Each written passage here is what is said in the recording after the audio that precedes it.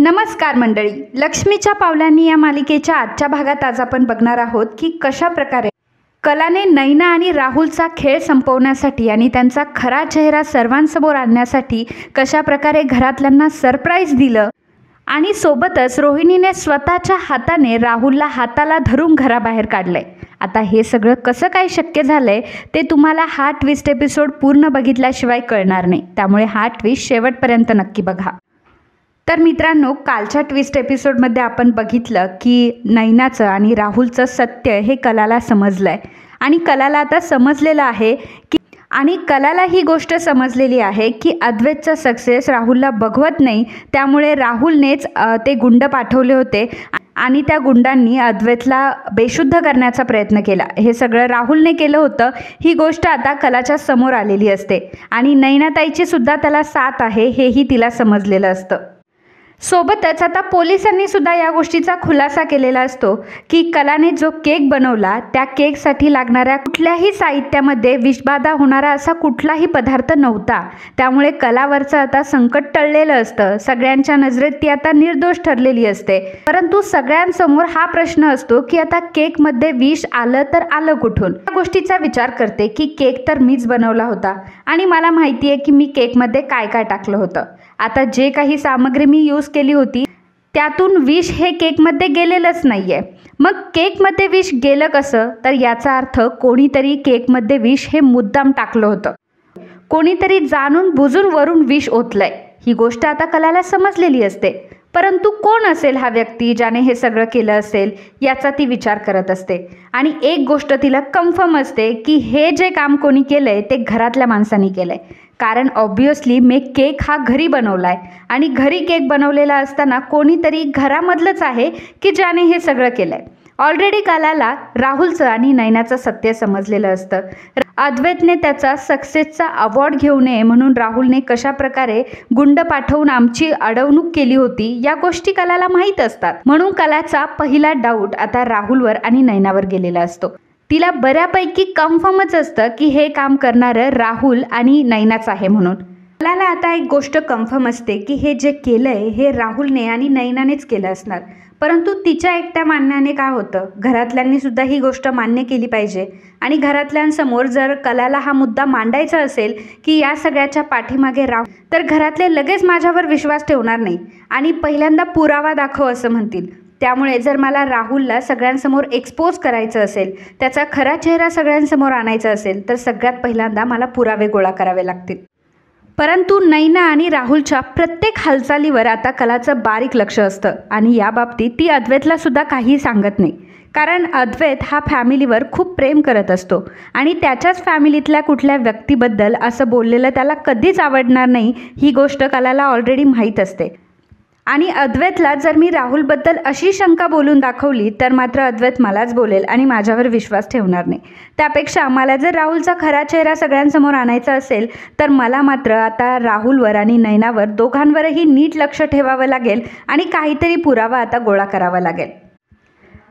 केकचा जो काही प्रकार झालेला असतो त्या प्रकारामुळे ऑलरेडी राहुल हा फार डिस्टर्ब असतो, कारण पोलीस हा पंचनामा करतच असतात आणि पोलिसांचं इन्व्हेस्टिगेशन सुरूच असतं की त्या केकमध्ये विष कुठून आलं, त्यामुळे राहुल घाबरलेला असतो।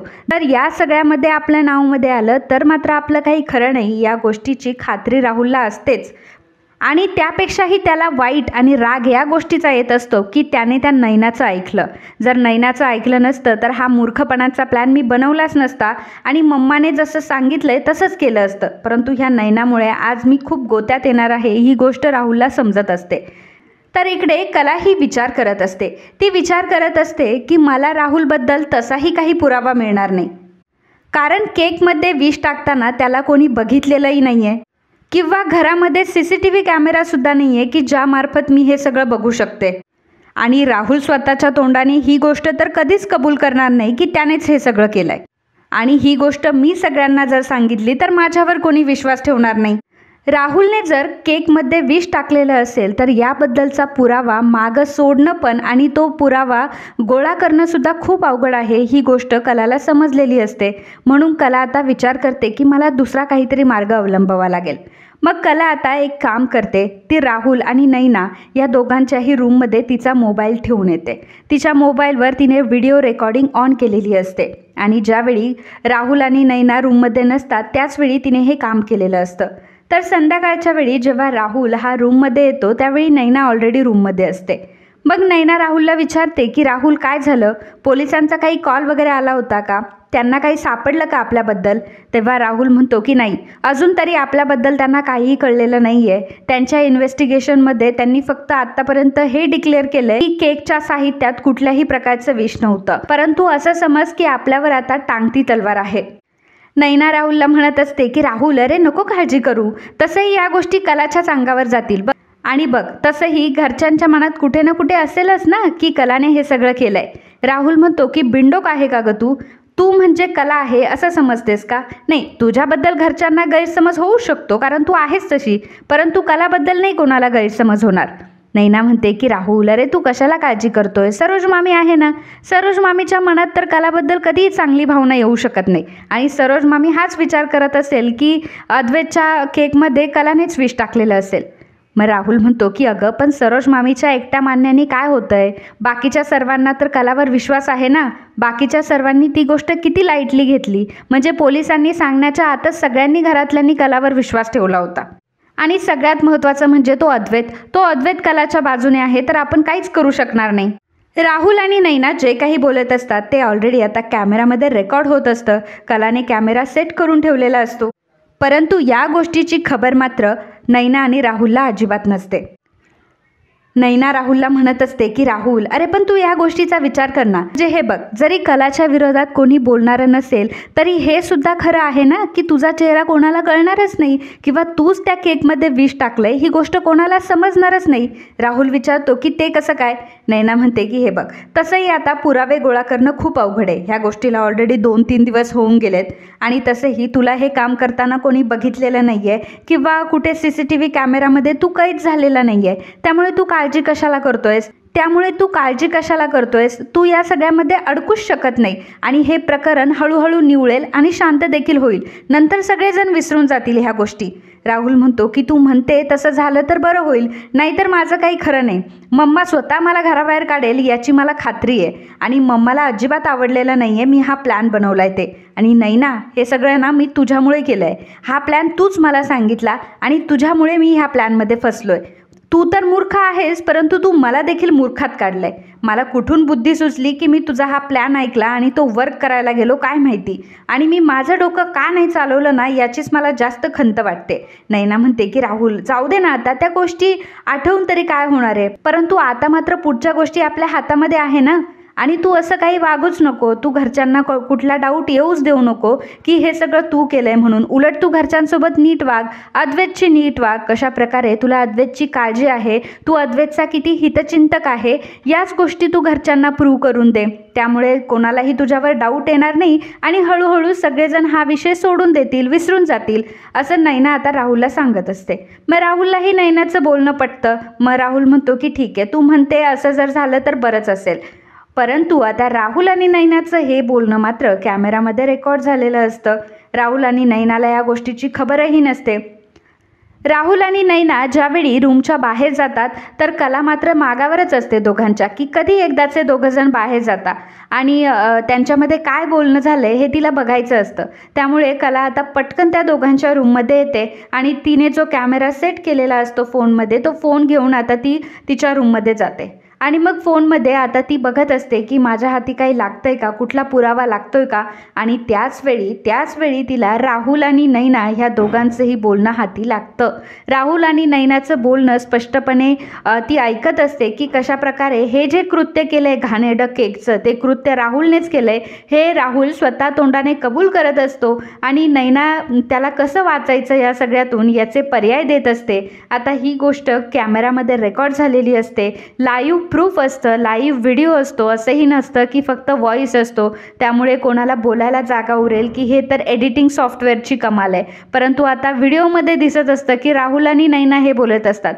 त्यामुळे मात्र आता कलाला कोणीही चॅलेंज करू शकणार नसतं. कलाच्या हाती सगळ्यात मोठा पुरावा लागलेला असतो. याची खबर राहुल आणि नैनाला अजूनही लागलेली नसते.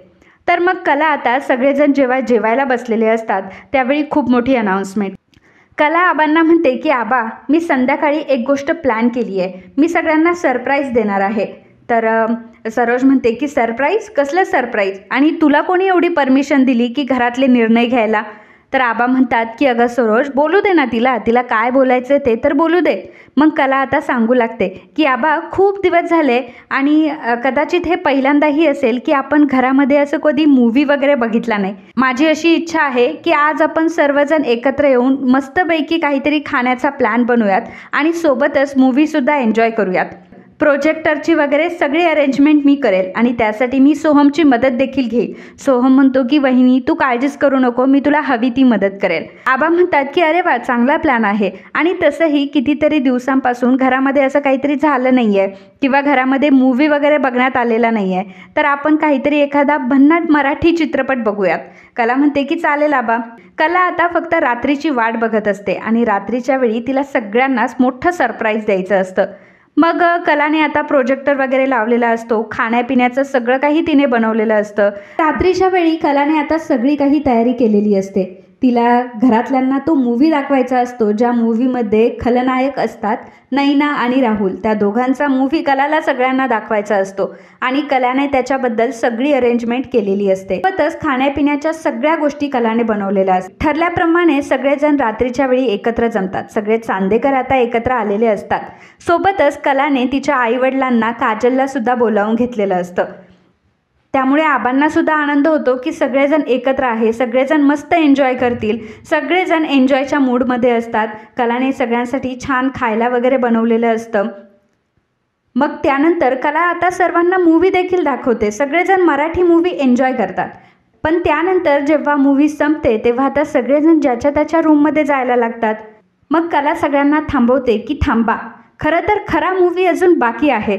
असं म्हटल्यावर सगळेजण थांबतात. आबा कलाला विचारतात की कला, अगं नक्की तुला काय म्हणायचं आहे? तेव्हा कला सांगते की आबा, तुम्ही बरोबर ऐकलं.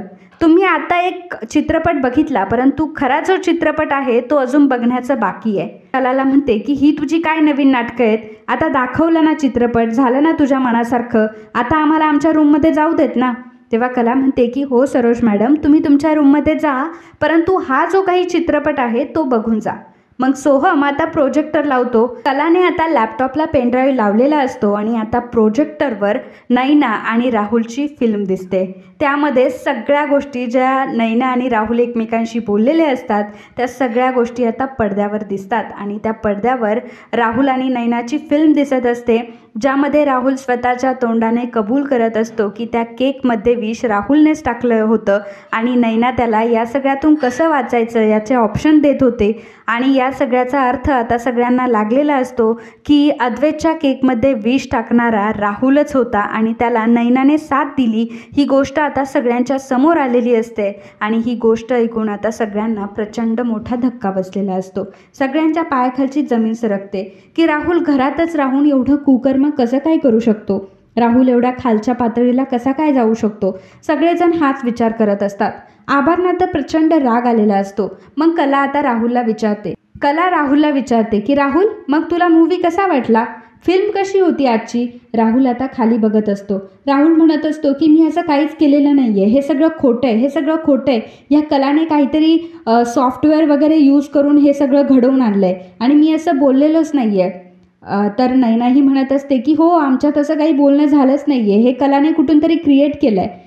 तेव्हा आता अद्वैत कलाची बाजू घेत बोलतो की राहुल, अरे तुलाही समजतंय आणि घरातल्यांनाही समजतंय की हा खरा व्हिडिओ आहे आणि घरातल्यांना एवढं मूर्ख समजू नको की ते आता तुझ्या बोलण्यामध्ये येतील. राहुल, आता तुझा चेहरा सगळ्यांसमोर आलाय आणि का केलंस तू असं? तू माझ्या जीवावर का उठलायस? काय मिळणार आहे रे तुला माझ्या जीवाचं बरं वाईट करून? कला म्हणते की अद्वैत, हाच तर प्रश्न मला होता, त्यामुळे मी तुला आधी विचारलं होतं की अद्वैत असं कोण आहे, तुझा शत्रू कोण आहे की जे तुझ्या जीवावर उठलंय आणि कोणीतरी आहे की ज्याला तुझा सक्सेस बघवत नाहीये. अद्वैत म्हणतो की अगं, पण तेव्हा कुठे मला माहीत होतं की माझा शत्रू माझ्याच घरामध्ये आहे आणि तो माझा भाऊच आहे. मला असं वाटत होतं की आत्तापर्यंत माझा कुठलाही शत्रू राहिलेला नाही आहे, ते माझ्या पर्सनॅलिटीमुळे, माझ्या वागण्यामुळे. परंतु मला हे माहीत नव्हतं की माझा सक्सेस माझ्या भावालाच बघवत नाही आहे. ही गोष्ट माझ्यासाठीच खूप शॉकिंग आहे. कला म्हणते की हो अद्वैत, खरं तर या गोष्टीचा अंदाज मला आधीच आला होता. आणि मग कला सगळ्यांना सांगू लागते की ज्या दिवशी आम्ही अवॉर्ड फंक्शनला जात होतो आणि गाडीमध्ये आम्ही होतो त्यावेळी अचानक 2 गुंड आमच्या गाडीच्या समोर आले होते. अद्वैत म्हणतो की हो, त्याचं काय? तेव्हा कला सांगते की अद्वैत, तुला माहिती आहे ते गुंड राहुलनेच पाठवले होते. ही गोष्ट ऐकल्यावर अद्वैतला मोठा धक्का बसतो. मग कला सगळ्यांना सांगते की राहुलने अद्वैतवर आधीसुद्धा एकदा हल्ला केलेला आहे आणि त्याचा तो प्लॅन फसला म्हणून आता त्याने हा प्लॅन बनवला होता. सोबतच नयनाताईसुद्धा राहुलच्या या प्रत्येक प्लॅनमध्ये सामील होती आणि मी तुझ्यासाठी बुके बनवला होता अद्वैत, परंतु नयनाताईने तो बुके डस्टबिनमध्ये फेकला. ही गोष्ट ऐकून सगळ्यांना धक्का बसतो की राहुल आणि नैना हे कुठले खेळ खेळताय आणि राहुल आणि नैना हे सगळं काय करताय. सगळ्यांना कोणालाच विश्वास बसत नसतो की नैना आणि राहुल असंही करू शकतात म्हणून. आता मात्र घरातल्यांना नैना आणि राहुल दोघांचाही खूप राग आलेला असतो. आबा राहुलला म्हणतात की राहुल, मला वाटलं होतं रे की तू अद्वैतसोबत राहतोय, अद्वैतसोबत ऑफिसला जातोय, त्याच्याकडून 2 गोष्टी शिकत असशील, परंतु तू मात्र त्याच्याच जीवावर उठलास रे.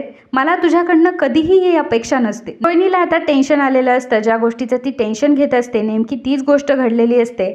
ती म्हणजे राहुल आता सगळ्यांसमोर एक्सपोज झालेला असतो आणि आता रोहिणीला काय करावं ते कळत नसतं.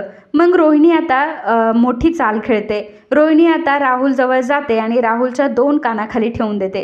राहुल म्हणतो की मम्मा, अगं तुम्हाला का मारलंस? तेव्हा आता रोहिणी म्हणते की राहुल, अरे तुला लाज वाटली नाही का हे सगळं करताना? तू स्वतःच्याच भावाबद्दल असा कसा काय विचार करू शकतो? स्वतःच्याच भावाबद्दल असं का केलंस तू? त्याच्याच जीवावर का उठलास तू? अरे ह्या चांदेकरांनी काय कमी केलं रे तुझ्यासाठी? ज्याप्रमाणे अद्वैतला आणि सोहमला घरात वागणूक मिळते त्याचप्रमाणे तुला देखील या घरात वागणूक मिळते. चांदेकरांनी तुला कधीच परक केलं नाही, तरीसुद्धा तू हे पाऊल का उचललं? आज अक्षरशः मला तुला मुलगा म्हणण्याची सुद्धा लाज वाटते रे. मला लाज वाटते की तू माझा मुलगा आहेस. राहुल, मला तुझ्याकडनं ही अपेक्षा कधीच नव्हती. सरोज म्हणते की रोहिणी, अद्वैतकडे लक्ष देण्यापेक्षा ना जर तुझ्या मुलाकडे लक्ष दिलं असतं ना तर कदाचित आज ही वेळ आली नसती.